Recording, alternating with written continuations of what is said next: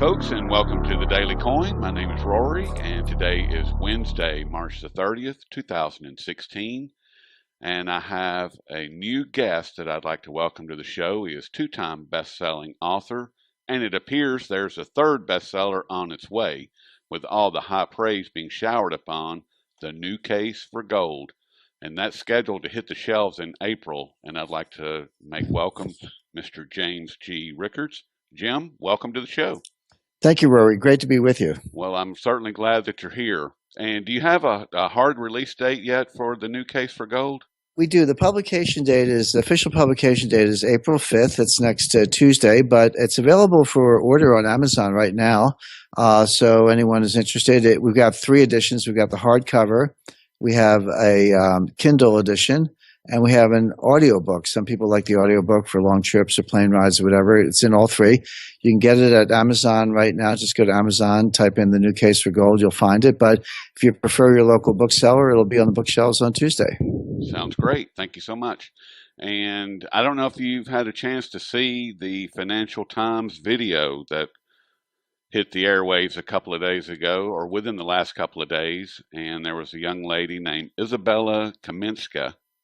And the name of the video is Gold, Our Dangerous Obsession. If you don't mind, I'd like to read you just a little bit from the video and then get your take on it. Sure. And there's sociologist Nigel Dodd, and he thinks gold is a poor form of money because it is antisocial. And, quote, gold expresses a wastage of human potential. And that's what gold really is. It's human waste. Poo that is made to shine. If you're in love with gold, you're in love with your own poo. He also said gold undermines the fundamental point of what money should be. If you were sitting across from the table from Mr. Nigel Dodd, what would you have to say to him? Well, first of all, I have seen that video. In fact, I thought it was so hilarious. A lot of people took offense at it. I just thought it was so bad. It was funny. It was laughable. So I've been tweeting it out, putting it on my Twitter feed at James G. Rickards. And I'm just looking at my metrics. I've had over 1,500 views just from my Twitter feed. Now, I'm sure there are tens of thousands coming in from all over the world, but I just from my own Twitter feed, there are 1,500 people who have looked at it. Look, here's the thing. Isabel Kaminski is a fine reporter. The Financial Times is a fine newspaper. They do what they're told, right? She went out and did this. And actually, I thought the production value was very high. Somebody spent a lot of money making this video, but the content was hilariously bad and wrong. And I talk about, I hadn't obviously seen this video when I wrote my book, The New Case for Gold, but nevertheless, a lot of the arguments seen in the video are ones that I completely knocked down in The New Case for Gold. So people should watch it for a laugh, but it's also, there's a serious side to it, which is this video from the Financial Times is a perfect example of the miseducation, the conditioning, I'll even go so far as to say brainwashing about gold that has taken place. And a lot of things people think they know about gold are completely wrong. The important things that you should know about gold are very much unknown to most people. You and I and the listeners of this program may be familiar with it, but believe me, most Americans, even a lot of people around the world, are not. And that's actually why I wrote the book. You know, I had the 2 bestsellers you mentioned, Currency Wars 2011 and The Death of Money in 2014.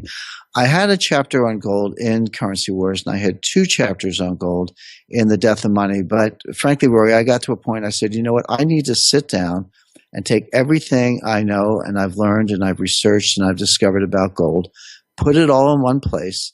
The content is technically high level, but it's plain English. It's meant to be totally accessible. Any American or any citizen can pick it up and read it in an evening. It's not that long, and get through it. And I said, I've got to put this all in one place because there's just too much nonsense. And I was getting fed up, candidly, with these arguments against gold that don't hold water. But you hear them all the time. I was on television did an interview on Bloomberg TV with Joe Weisenthal. He's one of their anchors. Joe starts out by calling gold a pile of rocks. I said, Joe, it's not a rock, it's a metal. So why don't we start there? But you hear these things, people say, well, you know, you can't have a gold standard because there's not enough gold in the world to support the money supply. Well, that's nonsense. There's always enough gold. You just have to get the price right. At $1,200 an ounce, it would be deflationary. At $10,000 an ounce, that would work extremely well. So the quantity of gold is not an impediment to the gold standard. But if you want one that works, you have to be honest about the real value of paper currency. And you would have to have $10,000 an ounce or higher to make it work. Now, I'm not saying there's going to be a gold standard tomorrow. I'm just saying in the next financial panic, central banks don't want a gold standard, but they may have to go to gold to restore confidence. If they do, I promise you the price will be $10,000 an ounce or considerably higher, because it has to be that to avoid deflation, which is the central banker's worst enemy. So, and then there's another one that says the supply of gold does not grow fast enough to support the growth of the world economy. Well, they look at mining output, which is about 1.6% a year. And they look at the growth of the global economy, which is about 3% a year. And they say, see, mining outputs, gold's only growing at 1.6%, and world growth with paper money is 3%. So the gold supply is not growing fast enough to support the growth. That's ridiculous because it fails to distinguish between official gold and private gold. In other words, the official gold, that's the gold that could theoretically support the money supply. That's what central banks and finance ministries and the IMF and other official institutions have. The global economy grows at 3%, but if you want to grow, but mining output is irrelevant.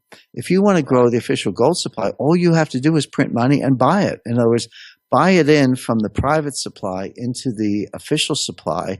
You can grow the gold supply as fast as you want to support world growth. So mining output is a red herring. I mean, I know what mining output is. It's about 1.6% a year, but that's no constraint on the growth of official gold. Just go buy it from the private sector. So, Rory, don't get me started, but these are just two examples of things you hear all the time.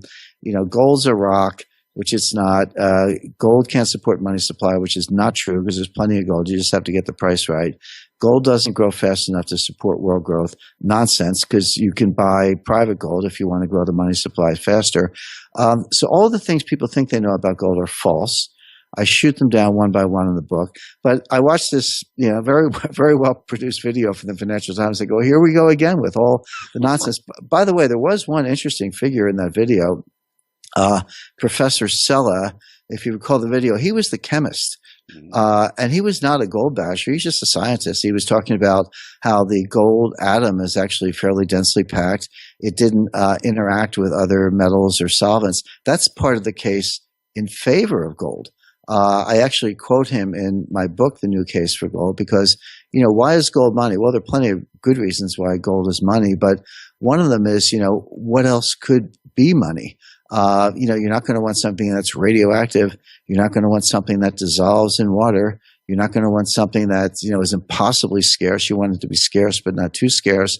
You don't want a gas that'll go up in the sky. In other words, Sella takes the periodic table of the elements, goes one by one, disqualifies all of them for different reasons, except gold, and reaches the conclusion that gold is the only one suitable for money. Now, that's not a complete argument, but it's a pretty good start to understanding why gold is money. And he is, they do interview him in the video. So it was nice to see some thoughtful commentary. But poor Isabella, she's a smart reporter. I'm sure she's a nice person, but she got lured into this gold bashing thing. And it's just all this pop psychology about anal retentive, antisocial behavior. Look, here's the thing. Yes. The antisocial behavior is not coming from people. It's coming from the central banks. They're the ones lying to us. They're the ones who are non-transparent. They're the ones who are manipulating the money supply, manipulating our expectations behind the scenes. They're the ones who are destroying trust. So I agree that in a society where you could have sound money without gold. I mean, it's possible. It just never happens because the central bankers want to manipulate it for the benefit of the power elites and enrich themselves at our expense. And so the social contract is broken. I agree with that, but it wasn't broken by the people. It was broken by the elites. Exactly.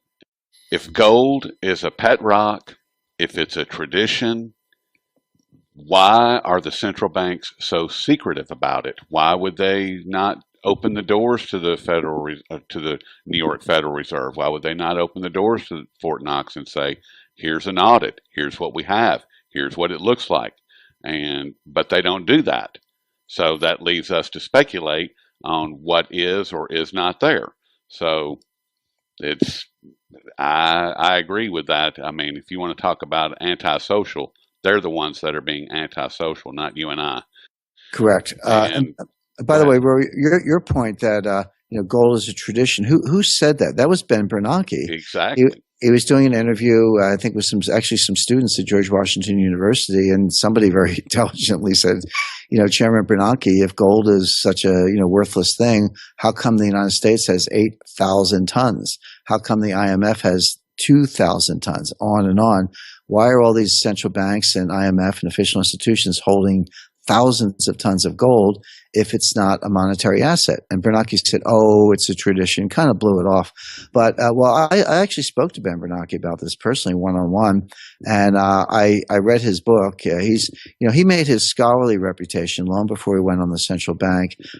As a scholar, he was famous for studying the Great Depression in the footsteps of Milton Friedman and Anna Schwartz, who were probably the greatest scholars of the Great Depression. And so I read his book, and I met him and had a nice conversation. And his book actually says that gold was never a constraint on the money supply in the Great Depression. I mean, how many times have you heard it said, gold caused the Great Depression, or we could have got out of the Great Depression if we weren't on the gold standard, if only we had elastic money supply, we could have got out. You've heard that over and over. It's just not true. But the reason I know it's not true is Bernanke's own research. The law at the time, in the early 1930s, the law was that the money supply could not be more than 2.5 times the value of gold at $20 an ounce. So take all the gold that the Fed had the gold at the time. Take the gold that the Fed had, valued at $20 an ounce, multiply by 2.5. That was the maximum amount of the money supply. Bernanke showed that the money supply never exceeded 100%. It could have been 250%, 2.5 times, but it never exceeded 100%. In other words, the Federal Reserve could have doubled the money supply in the Great Depression, still remained on the gold standard, and still obeyed the law. Gold was never a constraint on the money supply. The constraint was the banks and the people. Nobody wanted to lend. Nobody wanted to borrow. Velocity was plummeting. These are all monetary phenomena, which are all true today, by the way, that had nothing to do with gold. So gold never acted, that the failure was not gold. It was discretionary monetary policy by the Federal Reserve. They failed to increase the money supply. Now, that Bernanke had no problem with that. He quadrupled the money supply between 2008 and 2014 with QE1, QE2, and QE3. But the point is, gold was never a problem. Anyway, I met Bernanke. I had his book with me. I asked him to autograph it. He very kindly autographed it, personalized it. That was very nice of him. And I said, Mr. Chairman, I just want to understand. I've read your research. My understanding is that you're saying that gold was not a constraint on the money supply during the Great Depression. Do I have that right? And he said, yes, you do. So I got it straight from the horse's mouth that gold was not the problem. And yet he goes in front of the students and says it's a tradition, as a way of disparaging gold. So, and I've spoken to other members of the Board of Governors of the Federal Reserve. I've spoken to regional reserve bank presidents. I've spoken to Nobel Prize winners, the top people at the IMF. I mean, I've just had all these conversations. What they tell you privately and what they say publicly are two different things. Yeah, I've heard that before, and from other guests that I've interviewed. And I want to kind of look a little more globally, if you don't mind, Jim. And China, Russia, and all of the nations these two countries are aligning with, primarily through the Shanghai Cooperation Organization, the SCO. And the SCO represents approximately 70% of global commodities and approximately 50+% of global population. What impact will these massive organization of nations have on commodities and, more importantly, on the American economy? Well, Rory, first of all, I think you're very wise to focus on the SCO, the Shanghai Cooperation Organization. It's a lot more important than the BRICS Bank and all that. I mean, BRICS Bank is kind of yesterday's news. Not that important, actually. China created the BRICS Bank as a lever to get more votes at the IMF. Well, guess what? They got the votes. Last December, Paul Ryan slid a hidden clause, a hidden provision in the budget bill. The budget bill itself was a disaster. But in the middle of this big budget bill, he slides in this authorization for the IMF to increase the voting rights of China, which they did. So China got what they wanted. So they're going to turn their back on the BRICS Bank because they would rather play in the IMF, which is a much more important organization. But the Shanghai Cooperation Organization is powerful because it's not just a financial arrangement. In fact, it's not even primarily financial arrangement, although that's part of what they do. It's also a military, strategic, infrastructure, and commodities organization that includes Russia, China primarily, but also, Mongolia, Kazakhstan, a lot of nations throughout Central Asia. And what they're doing is reconnecting what's called the heartland, the Eurasian landmass, from the Middle East to Vladivostok and from Rotterdam to Vietnam, building highways, railroads, tunnels, airports, other connections, increasing natural gas pipelines, oil pipelines, building up, and they're basically bypassing the sea lanes. Now, when Asia is divided, you have to move transportation and strategic resources, and for that matter, money via sea lanes. And the United States controls the sea lanes through the United States Navy. We've done that for really 100 years at this point. Before that, it was the Royal Navy. But if you can build that network, that infrastructure network in Asia, then you don't need the sea lanes. You could take a rail car, you can load it in Shanghai, take it by rail to Rotterdam, right? All the way across China, Russia, Siberia, Central Asia, Eastern Europe, Western Europe. You don't need to ship it. And so that's what the Shanghai Cooperation Organization is doing. But the other thing they're doing is acquiring gold. China has acquired thousands of tons. Russia has acquired over 1,000 tons. Kazakhstan has acquired gold. By the way, I just got a very nice letter from the Prime Minister of Kazakhstan addressed to me personally. It was transmitted through the Kazakhstan embassy to the United States, which the Prime Minister said very, very complimentary things about my first book, Currency Wars. I'm sending him a personalized copy of my new book, The New Case for Gold. So I was honored to receive that. But it shows that people are paying attention, and I would definitely keep my eye on the Shanghai Cooperation Organization. I've been following that for a couple of years now, and actually about a year ago I did a really nice roundtable focusing just on the Shanghai Cooperation Organization, and I had three people who were very well studied in what's happening there, and what was happening at that time, I should say, or up to that point. And it worked out really well. And you mentioned Kazakhstan a couple of times, and a financial, I'm going to quote, this is from The Verge, and Koos Jansen over at Bullion Star picked it up and wrote an article around this. And it's a financial delegation from Kazakhstan visited the Shanghai Gold Exchange to discuss cooperation in gold trading along One Belt, One Road, also known as the New Silk Road, that reaches over the whole Eurasian continent. And that ties in with what you were just saying.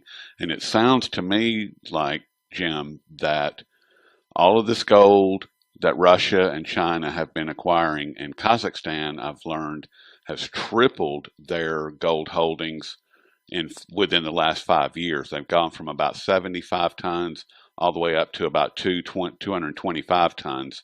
And now we learned that Kazakhstan is in communication directly with the Shanghai Gold Exchange, discussing openly gold trade along the New Silk Road. I mean, how is that going to, are these guys working on a gold standard, or is the New Silk Road, is it going to work through the SDR?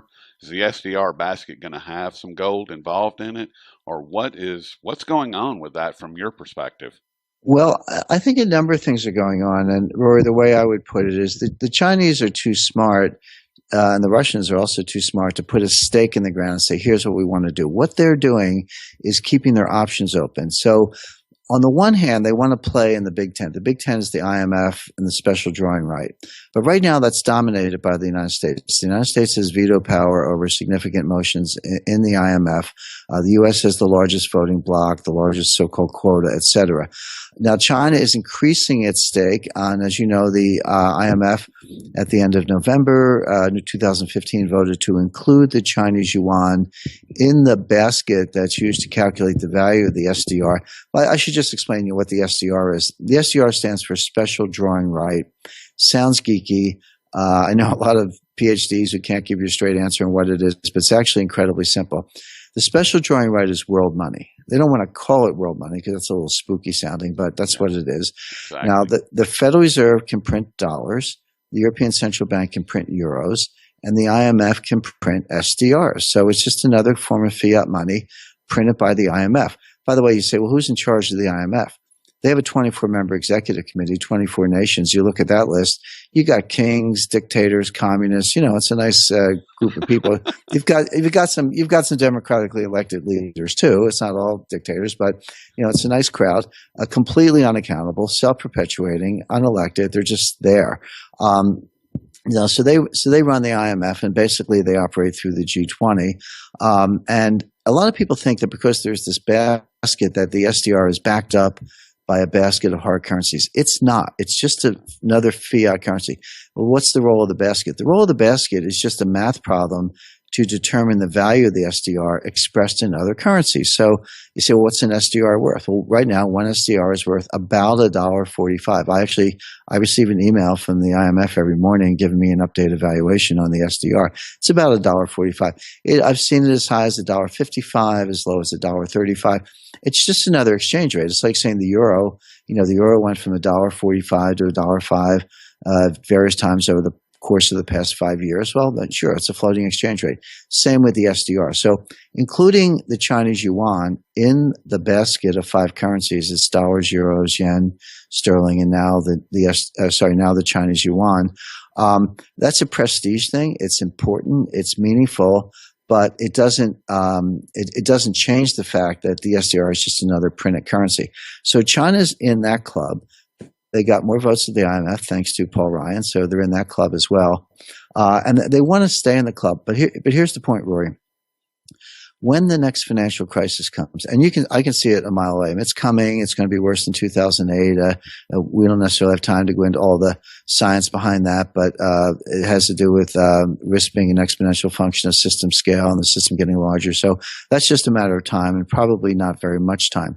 But when it happens, it's going to be bigger than the central banks. You go back to the last two. 1998, the world was hours away from every stock and bond exchange in the world closing. That was the LTCM crisis. I know that because I was there. I was the general counsel of LTCM. I negotiated the bailout. I was on the phone with the Fed. The Treasury was in the room. I talked to the CEOs of Goldman Sachs and all the major banks. So I know we were just hours away from every stock and bond exchange in the world closing. At least temporarily, and we avoided that by the last-minute bailout. Now, come forward to 2008. We all know what happened there, Lehman, AIG, same thing, hours away from sequential collapse of all the major banks in the world, bailed out by the central banks. But look at the sequence. In 98, the banks bailed out a hedge fund. In 2008, the central banks bailed out Wall Street. So 98, Wall Street bailed out a hedge fund. In 2008, the central banks bailed out Wall Street. In the next crisis, possibly 2018, if we keep up this 10-year tempo, who's going to bail out the central banks? Each one gets bigger than the one before. Who's bigger than the central banks? The answer is the IMF. They have the only clean balance sheet left in the world. They're going to print trillions of SDRs, flood the zone. The Fed's not going to be the Fed took their balance sheet from $800 billion to $4 trillion in the last bailout, Yep. But they haven't reversed it. They haven't normalized it. They're not back down to where they started. They're still at the $4 trillion. What are they going to do the next time? Go to $8 trillion, $12 trillion? They can't. I mean, legally they can, but they're at the outer limit of confidence. So the only source of new money without destroying confidence in theory is the IMF. They're going to issue the SDRs. But they're going to need China's support to do that because China has a bigger voice. And China's quid pro quo is fine. Let's issue the SDRs, but now the dollar is no longer the global reserve currency. The dollar will be like a Mexican peso. It'll be used locally inside the United States, but it won't be the benchmark for the world. It'll be the SDR. So China, the Chinese yuan is not ready to be a global reserve currency. But the Chinese and the Russians don't like the dollar as the global reserve currency because it gives the U.S. too much power. So the solution is use the SDR as the global reserve currency. And by the way, when you sit down at that poker game to cut that deal, your chips in the poker game are going to be the amount of gold you have. So that's why China's getting gold, Russia's getting gold, our friends in Kazakhstan are getting gold. Get your gold now. And I just say to investors, hey, if it's good enough for China, it's good enough for me. What I tell my wife is, if we do what wealthy people do, then we have a much better opportunity of being wealthy. And the Chinese nation, in my opinion, is one of the wealthiest nations in the world right now. based on the volume of gold that they have. Sure. The two wealthiest nations, the two largest economies and among the wealthiest nations in the world are the United States and China. U.S. has 8,000 tons. China has 5,000 tons on their way to 8,000 tons. Clearly, China's trying to catch up with the United States. So if they're sitting on all this gold, maybe you should have some too.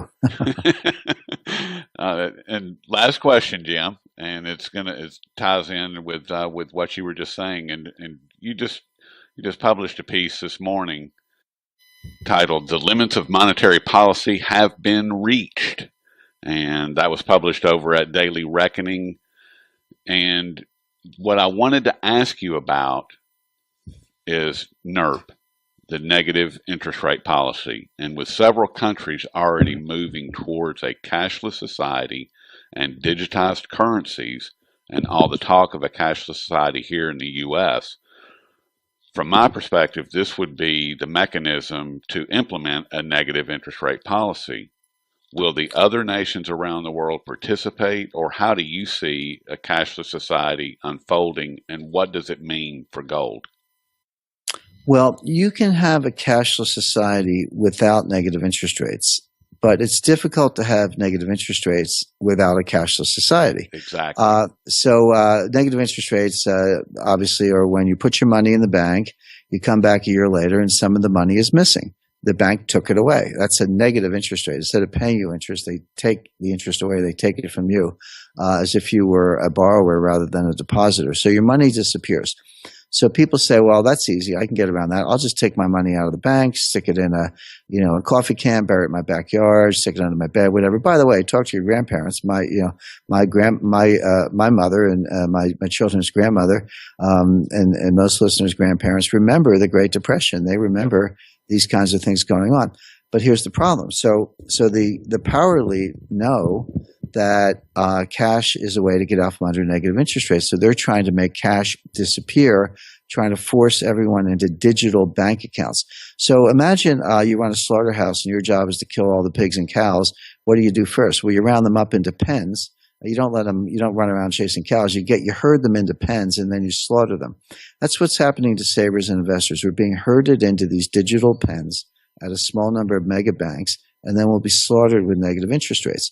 So people go, I'm going to escape from the pen by getting some cash. My answer to that is good luck. You won't be able to do it. People ask me about the war on cash all the time, and I say, look, the war on cash is over, and the government won. Like, you think you can get cash. It's not illegal, but try doing it. Go down to your bank tomorrow and ask them for $5,000 in $100 bills. Say, give me a stack of $50, $100 bills. You will be treated like a criminal, a terrorist, or a drug dealer, or a tax evader. They will ask you for identification. Some banks will say, come back in a couple of days, as if you got to get your cash by appointment. They'll file, if it's 10,000 or more, they'll file what's called a CTR, a currency transaction report with the government.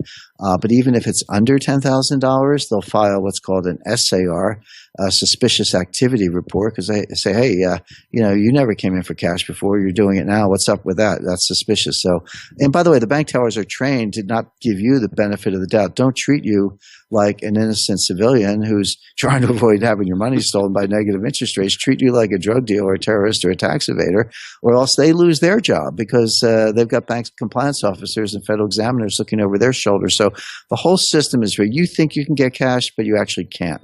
Go to an ATM, take out $1,000, try taking out another 1,000. They'll say, sorry, you're up to your daily limit. And by the way, those can be reprogrammed down to $300 for gas and groceries. The government will say, hey, who needs more than $300 a day for gas and groceries? That's plenty.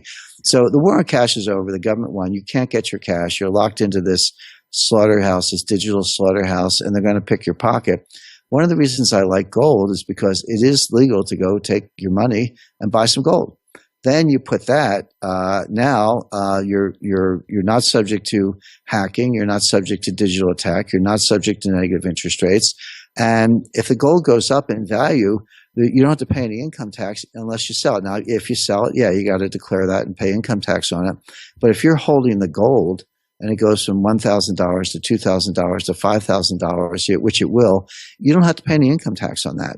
Just sit on the gold, as I say, until you sell it, and you never have to sell it. You can, leave it to your kids in your will. But what you're doing is you're preserving wealth. You're protecting yourself against the inflation slaughterhouse, the negative interest rate slaughterhouse, and the digital slaughterhouse. That's where we're all being led.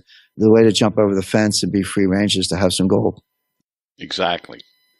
Get some gold, especially while you still can, because I don't think it's going to be available very much longer. Not because anybody's going to take it away from us. I just think that there's a finite amount, and the miners have been in trouble for the past few years, and they can only take so much before they start shutting down, which they've been shutting down.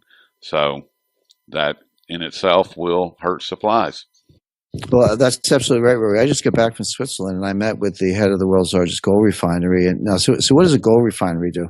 They take gold in the front door, they refine it, and ship it out the back door. They basically take gold in three forms: what's called doré, straight from the mines; scrap, which is rings, necklaces, etc. And then they take gold, but it's maybe 2 nines, 99% pure gold in these old gnarly 400-ounce bars. They refine it into 4 nines. That's 99.99% pure 1 kilo bars, which is the new global standard set by China. So my friend knows who all the sellers are, and he knows who all the buyers are. I'm talking physical gold. I'm not talking paper gold, COMEX futures. I'm not talking about any of that. I'm talking about physical gold. He buys it and he refines it and he sells it. So he knows who the buyers are. He knows who the sellers are. He said from the point of view of his buyers, he cannot meet the demand. They want to buy twice as much gold as he can produce. He's working his plant 24 hours a day. He cannot produce it fast enough. On the buying side, from his perspective, he cannot source the gold. He's seeing shortages. He's having difficulty getting gold in the front door. So he's got more demand than he can meet. Supply is drying up. So the physical shortages are already there today. What do you think is going to happen in the financial panic? What do you think is going to happen when the price of gold goes up? You're not going to be able to get it. I talk to investors all the time. People say, well, I hear you, Jim. I think you're right, but I'm going to wait till it takes off, and then I'm going to go get my gold. Or, call me the day before as if I'm actually going to know, and let me know, and I'll sell my stocks and buy gold. Sorry. When that happens, you're not going to be able to get it. Your local dealer is going to be back ordered. The mint's going to be not taking new orders. Maybe some central banks and hedge funds will get some, but you won't. So all the more reason, what are you waiting for? Get your gold today. Get it today. I mean, and the way I look at it is if there's a 0.01% of investment dollars that were to shift from paper assets, equities, and so forth into physical gold, it would completely annihilate the system right now. It would be impossible to get. That's right. Yeah, it's not like people got lots and lots of gold and we're looking for more. The truth is most people don't have any gold. I was, again, on my recent trip to Switzerland, I was also at an investment conference, and I happened to share a driver. We shared a car from the airport in Zurich to the place where the conference was. And my seatmate in the car was the head of the pension fund for Colombia, for the nation of Colombia. So he ran they have a funded pension plan, so like Social Security, but they actually put real money in it, unlike our Social Security. And so he managed all that money. It's about $50 billion. And I just said, how much gold do you have? And he said 0. So, I wasn't being critical of him, but the data is people don't have gold. So the point being, yeah, if they even move the needle a tiny bit, I mean, I recommend 10% gold. I don't recommend going all in. I recommend 10%. But if it even went from 1% to 2%, which is tiny, there's not enough gold in the world at anywhere near these prices to supply that demand. That by itself would put gold at $5,000 an ounce. You don't need a gold standard. All you really need is just a small uptick in demand, and the price will double and triple in a short period of time. So this is coming. You can see it a mile away. When it comes, you can watch the price of gold go up on television, but you're not going to be able to get any. The time to get it is now. Exactly. That's exactly right.